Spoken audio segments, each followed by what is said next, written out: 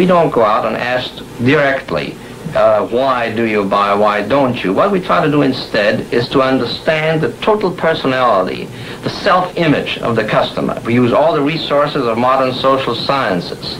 It opens up some stimulating psychological techniques for selling any new product. He would interview people, but not ask them direct questions, but let them talk freely like you do in psychoanalysis. And that was his background. Victor's breakthrough came with a focus group study he did for Betty Crocker Foods. Like many food manufacturers in the early 50s, they had invented a new range of instant convenience foods.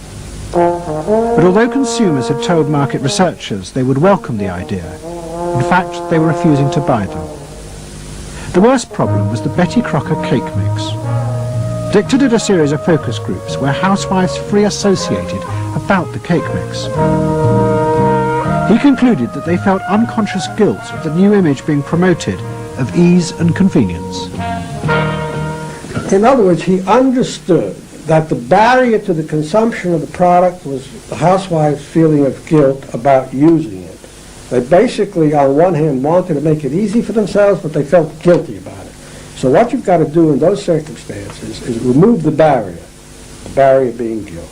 The way you do that is to give the housewife a greater sense of participation. And how do you do that? By adding an egg. Dichter's success led to a rush by corporations and advertising agencies to employ psychoanalysts.